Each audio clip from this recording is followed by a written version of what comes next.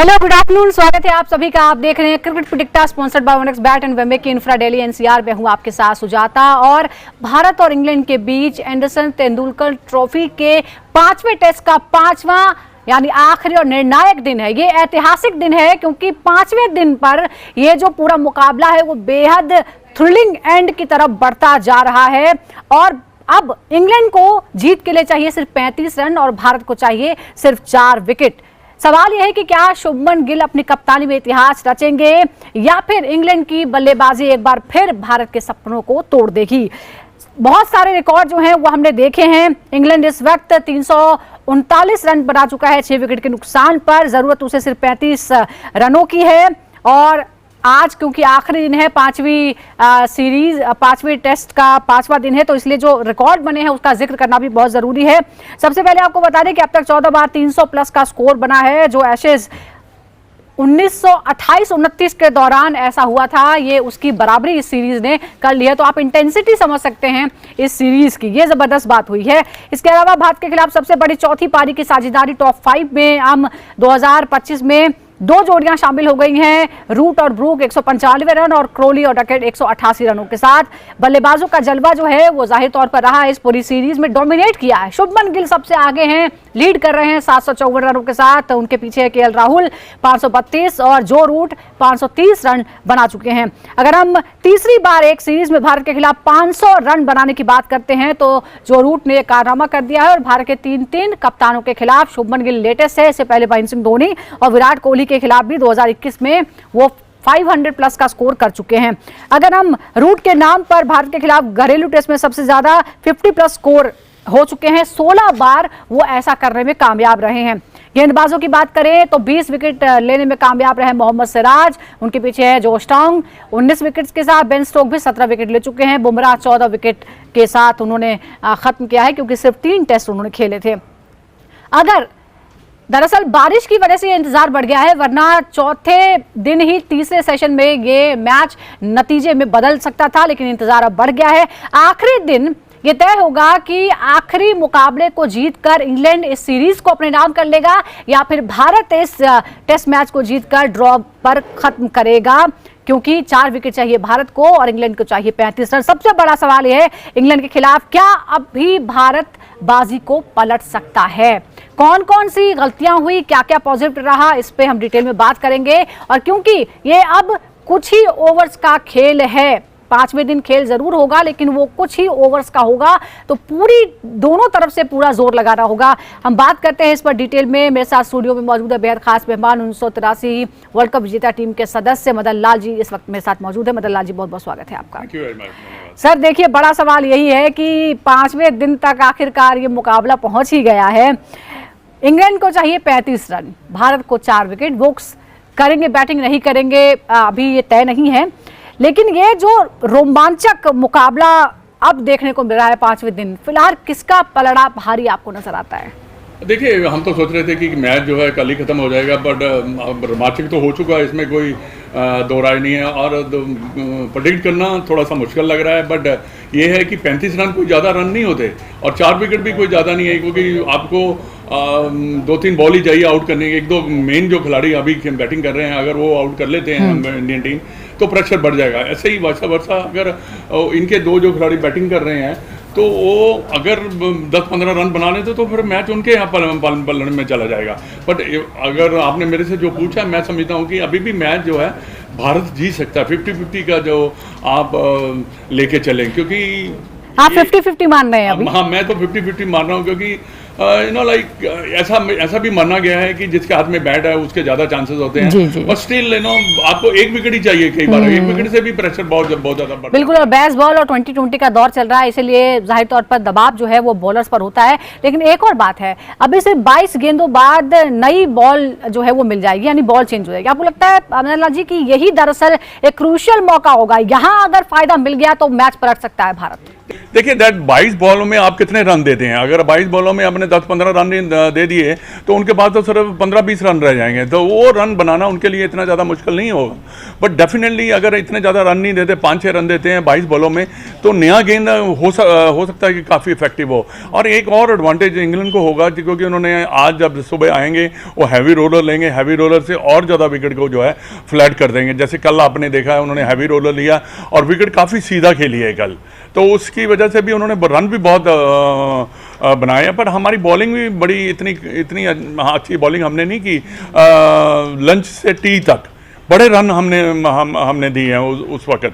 अगर वहाँ से थोड़ा सा कंट्रोल कर लेते तो ये हो सकता था कि नतीजा थोड़ा सा डिफरेंट होता। और एक आपको पता है कि मोहम्मद सिराज ने जो कैच किया था बाउंड्री लाइन पे, वो जो उनके पाँव जो छू गए थे बाउंड्री लाइन को, उससे उन्होंने 6 भी मिला। और बैट्समैन भी जो है ब्रुक, जो उसने बाद में 100 भी बनाया, तो वो भी एक कहते हैं ना कि कई टर्निंग पॉइंट जो है, हाँ टर्निंग पॉइंट कह सकते हैं आप, क्योंकि उसने के बाद उसने 100 बनाया। आपने जिक्र किया आपने कि किस तरह से हमने जो गेंदबाजी की वो किस तरह से कसी होने की।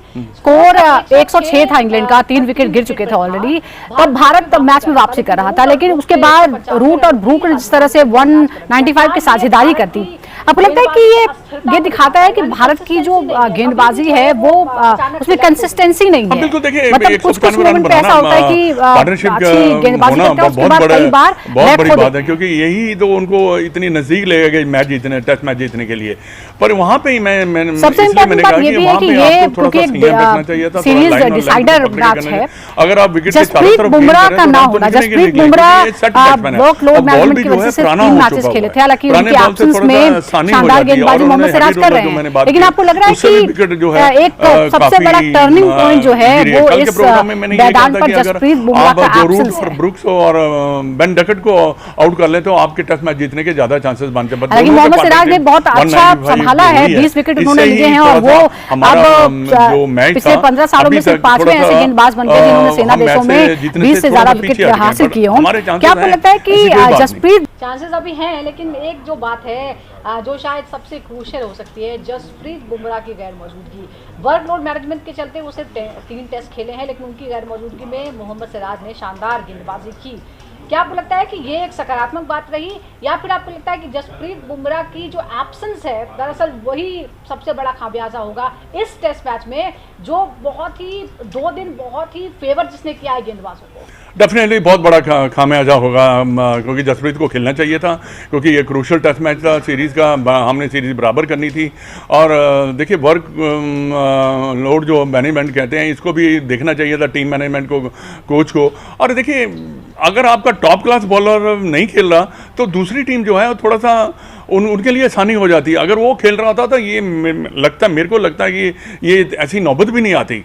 पर जो भी किरदार निभाया है मोहम्मद सिराज ने, उसने बहुत अच्छा किरदार निभाया है, बिकॉज उन्होंने बॉलिंग काफ़ी अच्छी की, विकेट्स भी लिए हैं। प्रसिद्ध कृष्णा ने भी उनका साथ काफ़ी निभाया, आकाशदीप ने भी बॉलिंग ठीक की है। बट वो एक पीरियड था जहाँ पे ये इतनी हो सकता है कि उनकी बॉडी थोड़ी सी ज़्यादा स्पेल करने से थक गई हो। लेकिन फिर भी जैसे उन्होंने 20 विकेट हासिल किए हैं और ऐसा करने वाले सेना देशों में सिर्फ 5वें भारतीय गेंदबाज हुए हैं। आपको लग रहा है कि अगर जसप्रीत बुमराह ज़्यादातर मैचों में एब्सेंट रहते हैं तो अब वो एक तरह से जो पेस अटैक है उसको लीड कर सकते हैं भारत की तरफ से? नहीं, देखिए लीड तो जसप्रीत बुमराह ही करेगा, क्योंकि अगर वो खेलता है तो लीड वही करता है।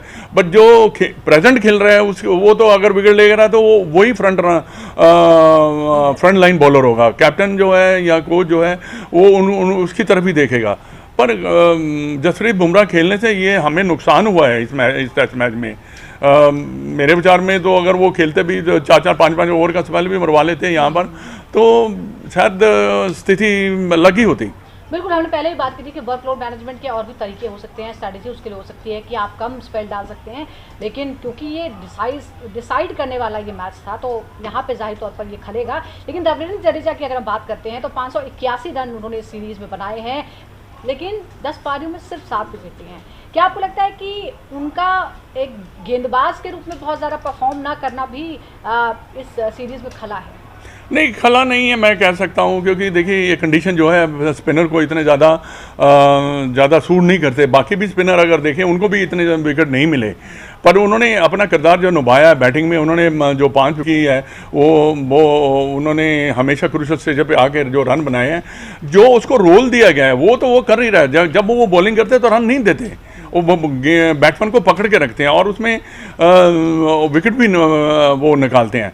पर कंडीशन सूट्स करनी चाहिए जडेजा, क्योंकि उनके पास जो है स्ट्रेंथ जो है, उनकी लाइन और लेंथ है। अगर गेंद टर्न करा फिर तो वो बहुत डेंजरस है, अगर गेंद टर्न नहीं करा फिर थोड़ा इतने ज़्यादा इफेक्टिव नहीं होते वो। अच्छा, कुछ पॉजिटिव बात भी कर लेते हैं। कप्तान जो है शुभमन गिल, 754 रन उन्होंने बनाए हैं, सबसे ज़्यादा रन बनाने वाले वो खिलाड़ी बन गए हैं।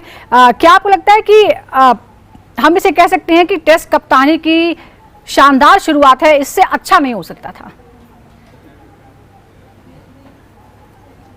नहीं हो सकती थी, क्योंकि देखिए बहुत ही अच्छी शुरुआत हुई है। उन्होंने ये टेस्ट सीरीज हमेशा याद रहेगी, क्योंकि देखिए लास्ट मोमेंट तक, आज का दिन भी जो है अभी भी मैच फंसा हुआ है, और जो उन्होंने की अपनी परफॉर्मेंस टॉप क्लास की रही है। उन्होंने बाकी जो उनके खिलाड़ी हैं, उन्होंने ऐसा लग रहा है कि उन्होंने उनको स्पेस दिया है परफॉर्म करने के लिए। तो ये एक क्वालिटी होती है, लीडरशिप क्वालिटी होती है, जो अपने बाकी खिलाड़ियों को भी स्पेस देता है।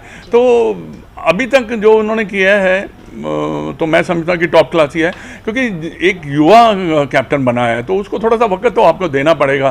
थोड़ी उनके लिए जो जब मैच्योरिटी आएगी, जब डिफरेंट कंडीशन और डिफरेंट सिचुएशन पे ऊपर आकर वो डिसीजन लेगा, तब उसका पता लगेगा कि वाकई में ये एक मैच्योर्ड और अच्छे कैप्टन बन चुके हैं। और अभी ठीक किया उन्होंने, बहुत अच्छा प्रदर्शन है, कोई ऐसा क्रिटिसिज्म वाला बात नहीं है। एक और बात है, अगर हम इंग्लैंड की तरफ से बात करें, जो रूट ने भारत के खिलाफ तीसरी बार एक टेस्ट सीरीज में 500 प्लस बनाए हैं, 2014 में, 21 में और इस बार 25 में। क्या वो मॉडर्न टेस्ट क्रिकेट में भारत के खिलाफ सबसे प्रभावशाली विदेशी खिलाड़ी हैं, ऐसा मानते हैं? या मानना पड़ेगा, क्योंकि देखिए उन्होंने कल भी जो 100 बनाया और अब उसके साथ साथ उन्होंने अपनी टीम को भी उसी जगह पे पहुंचा दिया जहां पे वो जीत सकते हैं।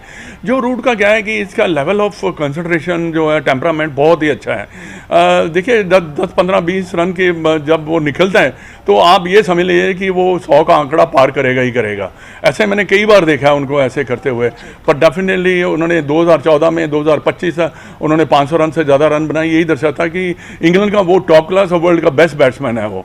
और उसके देखिए वो अभी जो है, जो जैसे वो उनका प्रदर्शन रहा है, यही is in the top class batsman in the world, बहुत बहुत शुक्रिया सर, बहुत बहुत शुक्रिया मदन लाल जी आपका हमारे साथ जुड़ने के लिए। तो अब 5वें दिन के शुरुआती ओवर जो है वही डिसाइड करेंगे कि आखिर ये मैच किसके पक्ष में जाने वाला है, क्योंकि दोनों ही टीमों के सामने इतिहास रचने का मौका है।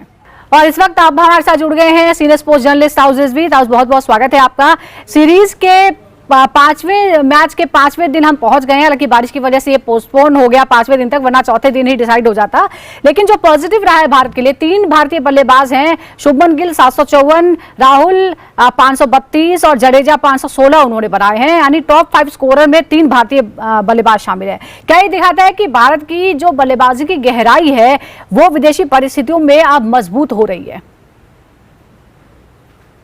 देखिए, मजबूत तो डेफिनेटली, ये पहली सीरीज जो बिना विराट और बिना रोहित शर्मा के हम खेल रहे, बड़े दिग्गज खिलाड़ियों के खेल रहे, बिना एक्सपीरियंस के। सिर्फ केएल राहुल के पास एक्सपीरियंस है, ढेर सारा लाते हैं, but again at the end of the day आप देखिए सीरीज जिस तरह से एंड हो रही है, चाहे इस तरफ हो या मुकाबला या इंडिया ड्रॉ कर ले, एक पक्की बात यह है कि यार ये रिजल्ट्स नहीं बताएंगे, जो स्कोर शीट है वो नहीं बता पाएगी कि भाई क्या रही सीरीज। एकदम ही क्लोज कॉन्टेस्ट था, और जिस तरह से हमारे बल्लेबाजों ने उनको चैलेंज किया है, जिस तरह से रन बनाए और पॉजिटिव माइंडसेट के साथ रन बनाए। देखिए ऐसा नहीं कि बैकफुट के साथ स्क्रैप करते करते, क्रॉल करते करते, यहाँ पर माइंडसेट, इंटेंट पूरा ही पॉजिटिव रहा है।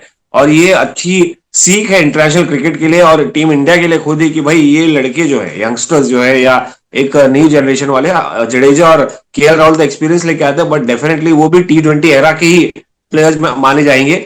तो जिस इंटेंट के साथ आते हैं, जिस रिस्पॉन्सिबिलिटी के साथ खेल रहे, तो मेच्योरिटी और यंगस्टर्स का मिक्स हो के एक जबरदस्त टीम बनेगी। मैं रिजल्ट्स को नहीं मानूंगा इस वक्त, क्योंकि बहुत ही क्लोज सीरीज रही है ये। आई होप ये सीरीज ड्रॉ हो जाए और 4 विकेट हमको मिल जाए 35 रन पे, but definitely Indian players batters have impressed us a lot. बिल्कुल।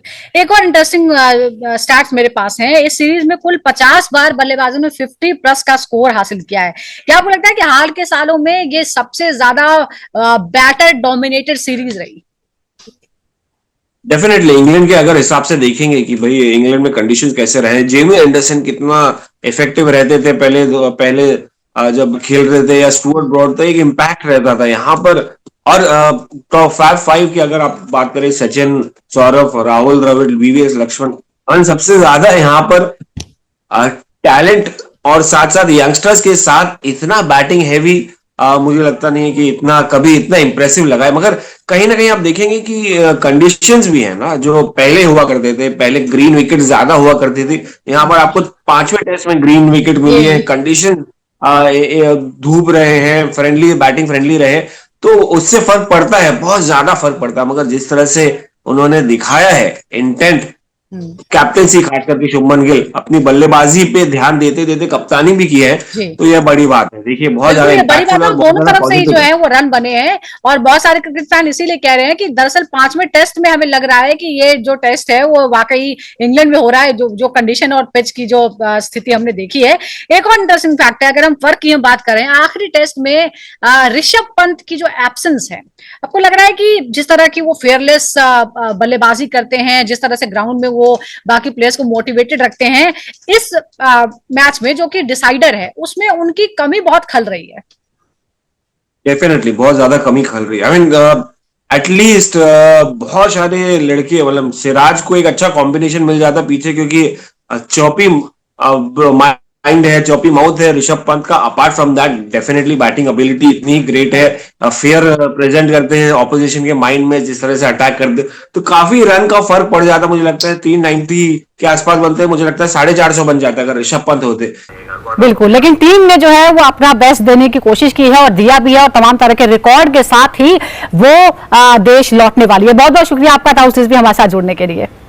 तो सवाल ये नहीं है कि जीतेगा कौन, सवाल ये है कि क्या इंग्लैंड जीतेगा या फिर भारत बाजी को पलट देगा, क्योंकि अभी भी बराबरी पर है ये मौका। और इसके साथ ही जो भी हो नतीजा, कुल मिलाकर बात ये तय है कि ये जो सीरीज है ये शायद एक पूरी सदी में सबसे ज्यादा याद रखने वाली सीरीज के तौर पर हमेशा लोगों को याद आएगी, क्योंकि 2025 में भारत इंग्लैंड की ये जो सीरीज है उसने दरअसल टेस्ट क्रिकेट का रोमांच जगा दिया है, और इसीलिए इतनी चर्चाएं इसकी हो रही हैं। तो आप लगातार जुड़े रहिए हमारे साथ, क्योंकि रचा जा रहा है इतिहास। क्रिकेट प्रेडिक्टर के साथ जुड़ने के लिए फिलहाल बहुत बहुत शुक्रिया तमाम दर्शकों का। इसी तरह जुड़े रहिए। फिलहाल एक छोटे से ब्रेक के लिए।